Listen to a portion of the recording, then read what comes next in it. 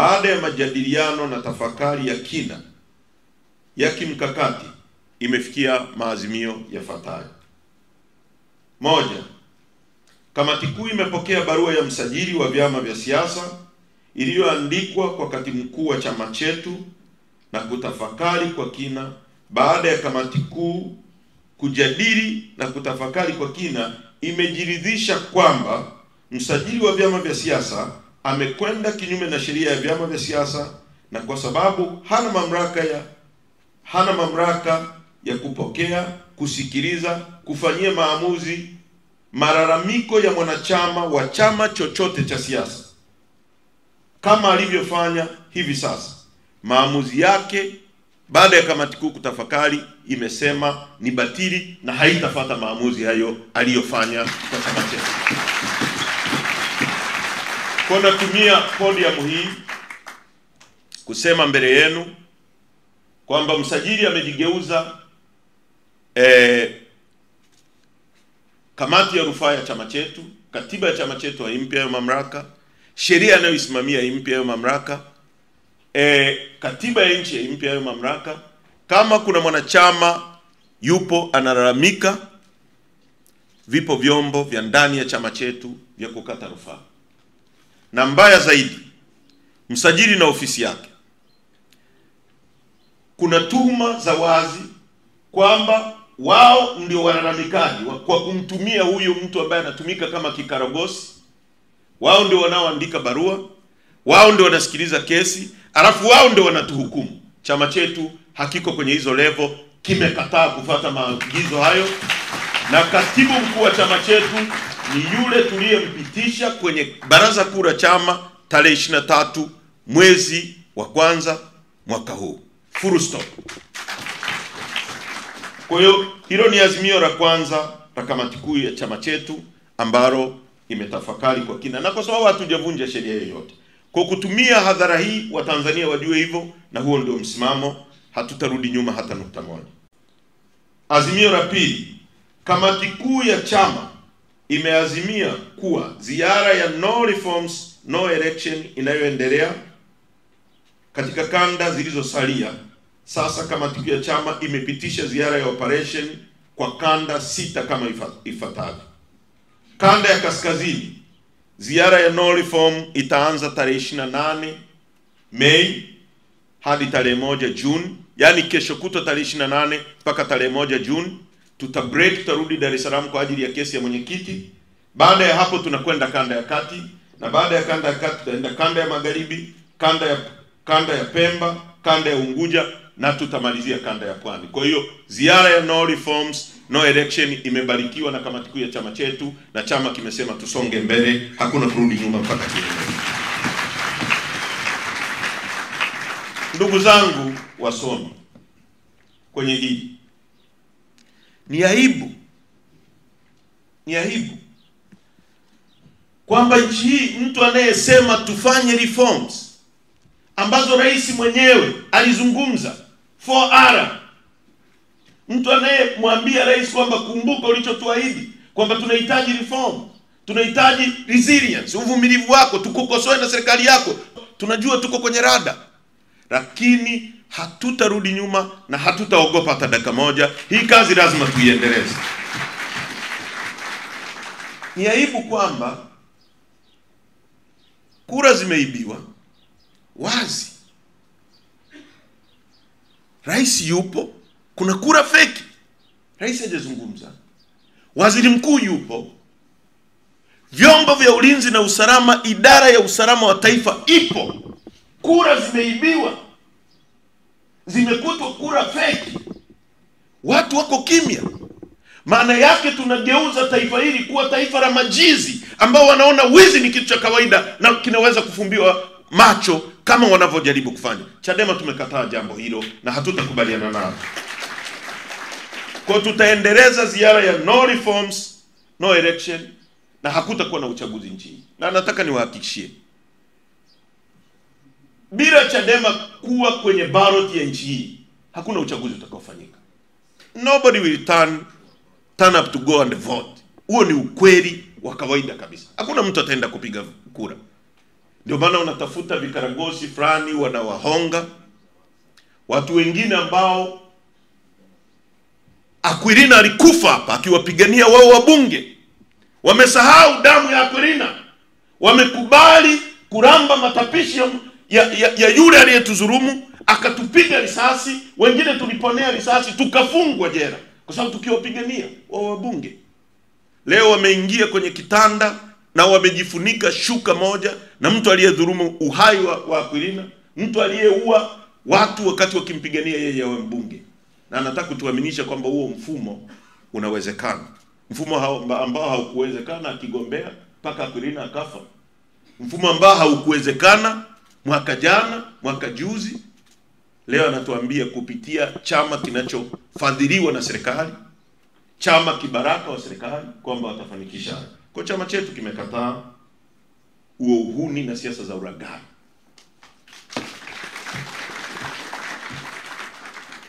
Kamati kuu inatambua na kuzipongeza kauli zilizotolewa na viongozi wa dini na taasisi mbalimbali ndani na nje ya nchi kuanzia kipindi cha mwezi Machi 2025 hadi Mei kuhusiana na umuhimu wa kufanyika mabadiliko ya muhimu ya uchaguzi kabla ya uchaguzi kufanyika mwezi Oktoba. Kamati kuu inazipongeza kauli na msimamo hiyo kwa jinsi ilivyosadifu msimamo wa no reforms no election. Tunawasihi viongozi wote wa dini na taasisi zingine ziendelee kupaza sauti. Kwa hiyo kamati kuu yetu imetambua na kuzipongeza kauli zilizotolewa ndani na nje ya nchi, kauli za watu maarufu. Jaji Warioba amezungumza, mtu ambaye amekuwa kiongozi mwandamizi kwenye nchi nyingine zinazoheshimu watu. Hawa ni waasisi wa nchi yetu waliobaki. Wakishasema wameona mengi, ni kauli ya nchi. Amezungumza Mzee Butiku, amezungumza TC, na mpaka wakampiga Padri Kitima. Baraza la Maaskofu Katoliki, taasisi kubwa kabisa kwenye nchi hii, ambao pengine na watu wengi sana kwenye nchi hii, amezungumza. Shura ya maimamu wakina Sheikh Ponda wamezungumza. Amezungumza KKT. Barozi zote za nchi zimezungumza kwamba kuna need ya kufanya mabadiliko. Hao watu ambao hawasikii kauli ni kina nani hapa? Wamebaki CCM na vikaragosi wake wachache wanaowatumia ndio wanasema uchaguzi unawezekana kwa njia hii. Watu wengine wote sane, watu wenye maono, watu wa kweli wamesema uchaguzi hauwezekani bila mabadiliko. Kwa hiyo tunazipongeza taasisi zote ambazo zimetoa kauli. Kamati kuu yetu imetambua.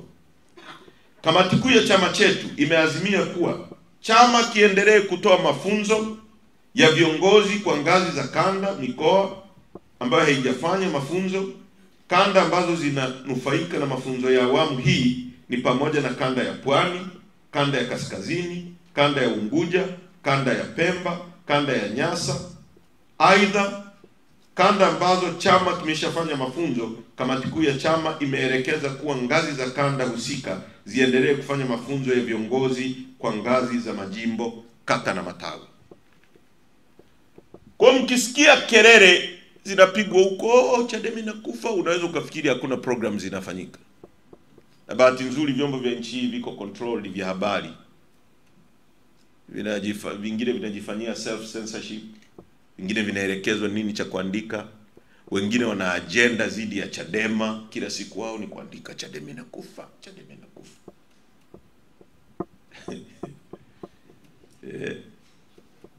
Kuna kazi kubwa inaendelea, kuna mafunzo yanaendelea kila kanda hivi tunavyozungumza, na yataendelea. Kwa hiyo kuna kazi kubwa inaendelea ya training, kwa sababu sisi ni kisima cha kutoa watu wenye weledi wazuri wengine. Na tumefanya hivyo sana. Mimi na John Mnyika ni kizazi cha pili cha chama hiki. Tumekulia humu. Miaka michache iliyopita mimi nilikuwa mwanafunzi kama nyie. Sikuwahi kudream kwamba ningeweza kufika hapa nilipofika. Lakini nimekuwa kwenye chama, nimekuwa mwaminifu na safari inaendelea. Kwa ndugu zangu, mafunzo kamati kuu imetambua na imesema yaendelee kwenye kanda ambazo hazijapata, na yataendelea. Azimio namba 5, ili kupata viongozi wenye weledi ambao watatumika kwa manufaa ya chama na taifa hili, kamati kuu ya chama imejadili na kuridhia kwamba mwaka huu 2025 chama kianze utaratibu wa mafunzo ya Leadership Award kwa vijana na wanawake. Na hili ni la kwenu sasa. Kwa chama kitafanya mafunzo kwa siku mtakazoambiwa mwenyekiti, ya Leadership Award ambayo tumekuwa tukifanya mara nyingi, na wengi tumewatrain hata miongoni mwa walioondoka ndani na nje ya nchi. Kwa mtapata hizo nafasi, mtaelekezwa namna ya kuapply, mtapata mafunzo ili mkawe viongozi. Humu ndani yenu kuna rais, kuna mwenyekiti, kuna nani, uwezekano huo upo kwa sababu na sisi tumetoka huko. Azimio namba 6, kamati kuu ya chama imeazimia kuelekeza kwamba kila mamlaka ya chama isimamie na kuhakikisha nafasi zote zilizoachwa wazi kwenye chama na mabaraza zinazibwa. Kazi ya kuziba mapengo yaliyo wazi ianze kufanyika ndani ya siku 14 kuanzia leo tarehe 25 Mei. Sasa kuna watu wameondoka wakafikiri wao ni maarufu sana kwenye chama hiki. Na nilipokuwa Msoma nilihutubia, nikatoa mfano ambao wameutumia kwa kadri wanavyotaka, lakini hainisababishi mimi nisiutumie huo mfano. Wale tunaosoma Biblia, kuna yule punda aliyembeba Yesu. Wakati anapita wanampokea Yesu kwa matawi, wanatandika kanga chini, wanamshangilia. Alijua ni yeye anashangiliwa. Kumbe alikuwa anashangiliwa yule aliyekuwa amembeba. Baadaye yule punda aliporudi pale peke yake, alikula mijeredi kweli kweli. Kuna watu kupitia Chadema hii wameshangiliwa sana, wakafikiri ni wao, wakafikiri wao ni maarufu. Lakini sisi tunawaruhusu waende bila Chadema. Na bahati mbaya sana hawajawahi kushinda hata udiwani, hata ubunge. They know nothing. Hawajui chochote what it takes mtu kuwa mbunge. Alafu wanasema wana akili kuliko katibu mkuu ambaye ni serial winner, ameshinda ubunge 10 mara miaka 10. Kuna mtu anasema kwamba mimi ndio nilikuwa injini. Amegombea ubunge miaka 20. Hajai kupata hata 30%. Kuna wengine hata kwenye ule upepo wa Roasa, mkoa mzima walishinda, akashindwa yeye tu mmoja. Leo unasema mimi mashine, unawaangalia. Kwa ndugu zangu, kamati kuu imeazimia mapengo yote yazibwe, na tuna watu wengi kwa kweli. Sikiliza, hakuna chama ambacho kinaweza kuitisha mkutano organic kwamba hapa Kinondoni Chadema na hutubia kikajaza kama sisi, including CCM. Hakipo. CCM ili wafanye mkutano, shule zinafungwa, wanafunzi wanaambiwa vaeni uniform, nguo za kawaida. Na kuna sehemu wameenda kama Maswa wamekosa mkutano. Mmemsikia mzee wa Mpox anapiga kelele. Kuna sehemu ameenda eti anajaribu kutujibu tulikopita, hamna mtu. Ameenda Maswa Mpox hajapata watu. Mnamjua Mpox? Na Ebola. Kwa hiyo hakuna chama kina uwezo. Ndio maana wanafikiri kwamba wakichukua watu kutoka Chadema kwamba sasa ndio watajigeuza wawe Chadema. Chadema ni imani, ni mwelekeo, ni hope ya watu. Na ni kwa sababu ya misimamo yetu. Wananchi wanatuunga mkono kwa sababu ya misimamo yetu ya kweli. Hiki chama hakina ambaye yuko juu. Tumewahi kufukuza watu hapa tuliowapenda kuliko mtu yoyote. Hiki chama kilimfukuza Kitila Mkumbo, kilimfukuza Zito Kabwe hiki chama akiwa maarufu. hiyo naibu katibu mkuu.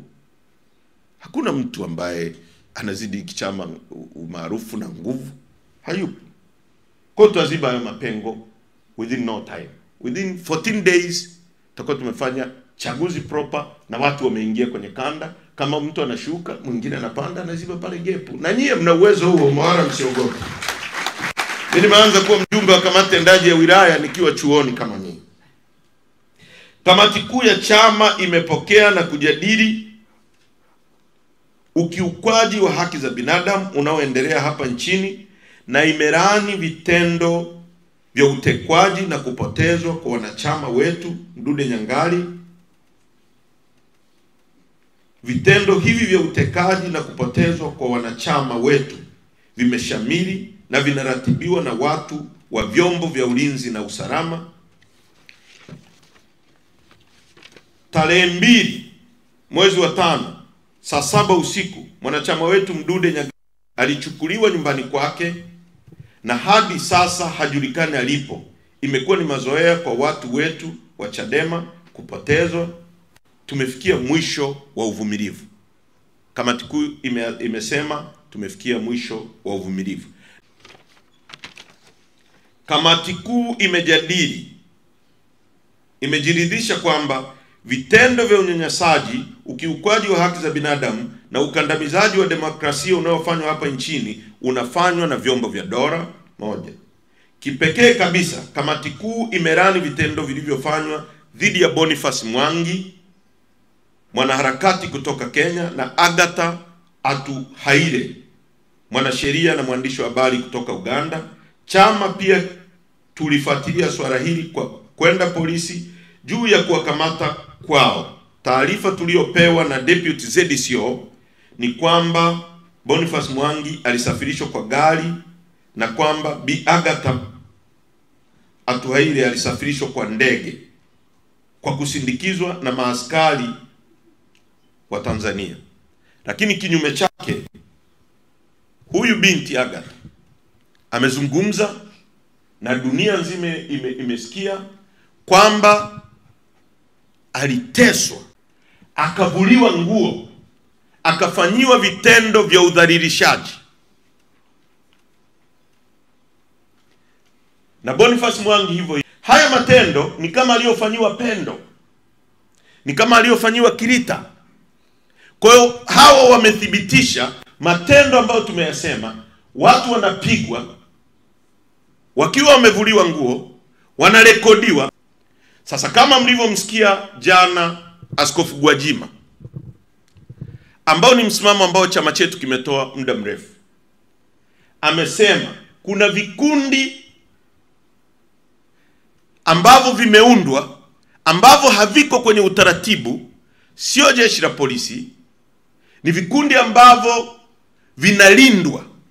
Sasa hivi vikundi vinavyofuatiliwa wanakuta kuna force kubwa zaidi ambayo hawezi kuibreak. Sasa maana yake tuko kwenye taifa ambalo ni kama taifa yale ya Latin America, ambao magenge yapo yanalindwa na watu wenye nguvu, yanafanya uhalifu kwenye nchi yetu. Na kwa sababu amezungumza mjumbe wa neki wa CCM, mbunge, tunataka rais atoke atuambie hivyo vikundi viko chini ya nani? Je, viko chini ya kijana wake ambaye tunasikia ndio ana finance ya makundi? Viko chini ya idara gani vikundi vinavyoteka watu? Binadamu, uhai wa binadamu sio jambo la kulinganisha na kitu chochote. Dunia hii mtu mmoja anaweza kufanya mabadiliko ya watu wote tukaishi vizuri duniani hapa. Uvumbuzi wa ndege ni wazo la mtu mmoja. Alizaliwa kama wewe. Unajuaje kama Mdude Nyangali angezaa mtoto ndio avumbue dawa ya ukimwi duniani, aponye watu kwenye dunia hii? Unajuaje? Unajuaje kama Deusdedit Soka angefanya uvumbuzi, angezaa mtoto avumbue dawa ya kutibu kansa kwenye dunia hii. Kwa watu kuwa na mawazo tofauti kwenye nchi yetu, wanatekwa, wanatishiwa, uhai wao uko mashakani. Sisi wengine tunapata taarifa kila wakati. Hata maji ya kunywa tukitoka ndani tunayafungia kwenye safe. Tumefanya kosa gani kwenye nchi? Kosa letu ni kuwa wanasiasa wa upinzani kwa kitu ambacho katiba yetu inaruhusu. Rais wa nchi yuko kimya. Mtu mmoja kwenye nchi ni mtu wa thamani kuliko kitu chochote. Magari yakipotea yatanunuliwa, ndege ikipotea itatengenezwa nyingine. Binadamu ni Mungu pekee aliyetupa uhai tunaotumia. Akiwemo Rais Samia, uhai wake anapewa na Mungu. Inakuaje watu kwa mamia wametekwa, familia zinalia? Na hivi muda si mrefu nimeambiwa kwamba kijana Kaswahili ambaye ni mwanachama wetu, naye tangu tarehe 22 mwezi wa 5 huu hajulikani alipo. Familia yake imeanza kumtafuta. Tutakuwa kwenye hali hii mpaka lini? Tunatekwa kama kuku. Kila baada ya muda anaondoka huyu, kila baada ya muda anaondoka huyu.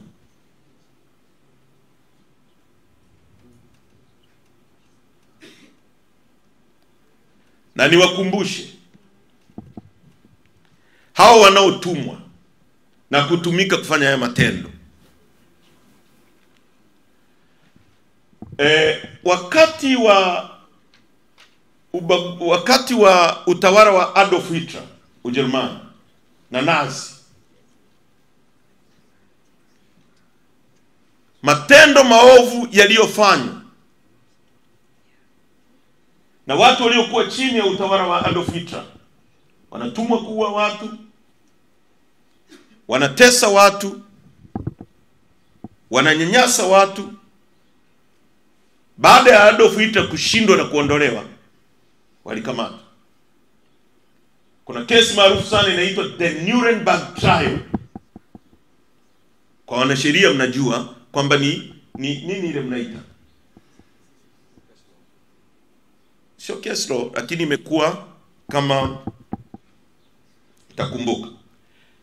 Watu walipoenda wakaanza kujitetea kwenye hiyo Nuremberg trial kwamba sisi tulikuwa tunatumwa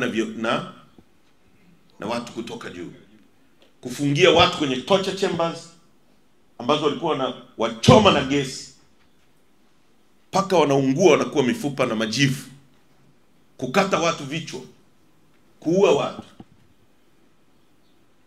wakitegemea kwamba ushahidi watakaotoa au utetezi huo kwamba tulikuwa tunatumwa na viongozi kutoka juu utasimama.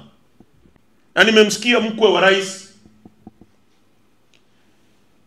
Mchengero anasema sisi tutakuwa tayari kulinda nchi hii kwa gharama ya damu. Ni ya kwetu sote. Hauna uwezo wa kulinda nchi hii kwa gharama za damu. Mtu ambaye sio mbinafsi akiona wananchi hawamtaki atapisha kwenye madaraka, kwa sababu wananchi ndio wenye mamlaka. Mnang'ang'ania madaraka kwa sababu mkubaliki, mnajipenda nyie kuliko mnavyopenda nchi hii. Watu wanaoweza kutoa maisha yao kwa ajili ya nchi ni watu wanaoipenda nchi kuliko wanavyojipenda, na wanapenda future ya watoto wao. Wewe unajipenda kwa sababu mko madarakani, mnafanya ufisadi, mnachukua mali za nchi mnazitumia mnavyotaka, ndio maana mko tayari kumuumiza yoyote kwa sababu ya kulinda madaraka yenu. Na la mwisho, ngoja nimeliruka hapa. Kamati kuu inasikitishwa na kauli zilizotolewa na rais siku ya tarehe 19 mwezi Mei wakati wa uzinduzi wa sera ya nchi ya mambo ya nje ambazo zimekosa weledi wa kidiplomasia.